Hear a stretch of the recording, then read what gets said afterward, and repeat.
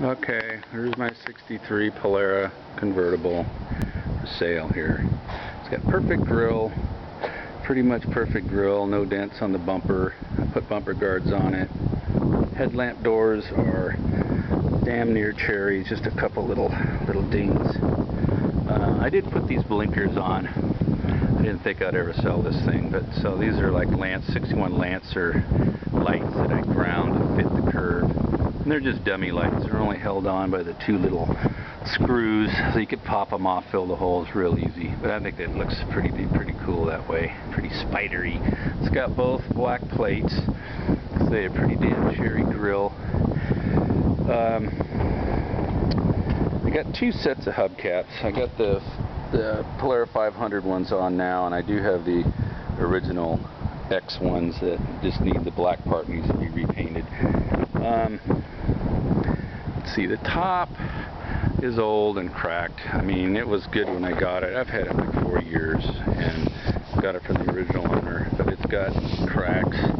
You know, panels are all original. I did put some different things on there, elbow jobbies, but you see the sun has burned the tops of everything off, but it's, you know, it's all there. I've got a really nice dash, no cracks, so that's a real plus.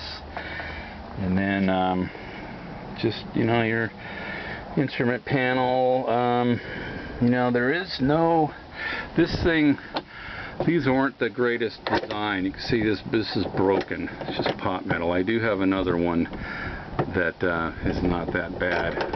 So when I close it, I put a little clip on here to keep them closed. Windshield is great. It just has that little scuff there, and then there's a little scuff over here from the windshield wipers. I didn't see any rust on the floor. I looked underneath, and there's only one in the back rear seat. But here, you know, there's a little surface rust, but if I feel around, I don't feel any major flaking or anything. So I think the floors are good. You know, she's upholstered it a couple times, 2 or 3 times, and it's got cracks. She just put this flap on here. The back is at least not cracked. There's some cracks from the sun there. That little bead had popped. But everything works. I oiled all the window regulators, and so everything, excuse me, everything works fine. You know, this thing's loose. Some of these trim, some of the clips aren't totally on really well. I do have an extra set of reverse lenses. I wound up spraying these red because I think it looks cool than having all that white reverse light lens. And what happened, apparently, somebody, she said a drunk driver or something hit this quarter panel, and this piece she didn't have. I wound up finding this piece, but you can see they didn't get the curve totally right. It sticks out, but if you look, you know, there's not a lot of, you can't really see it. They shot some undercoat over it, but so was a little repair there that needs to be cleaned up. You know, it's all like open. I love these quarter panels that you can get to. Really nice. Little surface rust down there. Little rust in the trunk, yes, like usual. You know, there are holes down in the pits. It's not super bad, but it's still something that's, you know, got to be done at some point, or you can just leave it, whatever. But of course, if you want to restore it, you want to fix it. So that's the trunk. The bumpers, no dents on the bumper. This is a little flaky, bit of flakage. And I see the windows falling down. It's all there. I put stone guards on it. The brakes, all the pads were really nice on it. I pulled the hubs off. The rear ones were fun.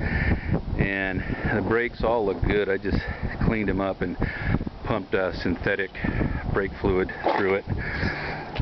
The front end was crunched a little bit over the years, you know. It was smashed and crunched, and the grill wasn't really fixable. And so I wound up finding a car in a Mopar junkyard So these are new sheet metal, and I put the original trim back on, and I did take the top one off. Let me go around here. These were 440 fenders, so they didn't have this top trim. I have them. I have both pieces that are perfect shape, but I put the little 440 closure piece here, and I thought it looked better. I didn't like that second trim up on top, but you can put it back.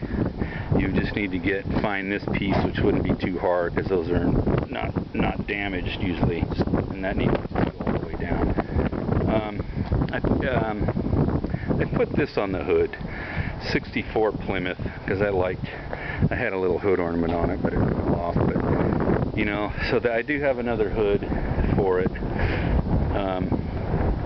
But let me pop that.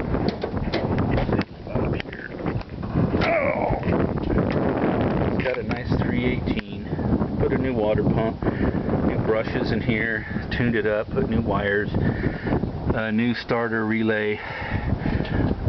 I did put a rebuilt power steering pump, and it didn't have power steering when I got it. And then I couldn't find a new rebuilt control valve, so I got a used one, and it works. But if you let go of the steering wheel while you're driving, it'll pull, but it doesn't really pull on your hand.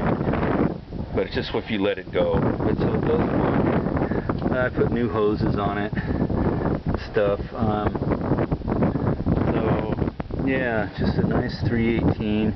It shifts fine. The tranny seems fine. It will clunk if it's cold. You put it in reverse and if the idle's too high. But you know, it's more of a high mileage car. And this needs a screw in it. But this mechanism's a little worn. I do have a new shifting thing. I do have a whole new set of gauges, a whole new dashboard. The speedometer doesn't work. I don't know if it's the cable or what, but I do have a new speedometer. I have a new blinker stuff. I got other tail lights, and so I have a lot of extra parts for it. It's just a wonderful car. It just needs somebody to do something with it, because I'm realizing I'm not able to do it. Love it. Never thought I'd sell it, but it is for sale. And there's just those few little things that aren't original, but that can be redone. She's a beautiful car. If you're interested, drop me a line and figure it out. So anyway, happy Mopar to all you Mopar fans. Thank you.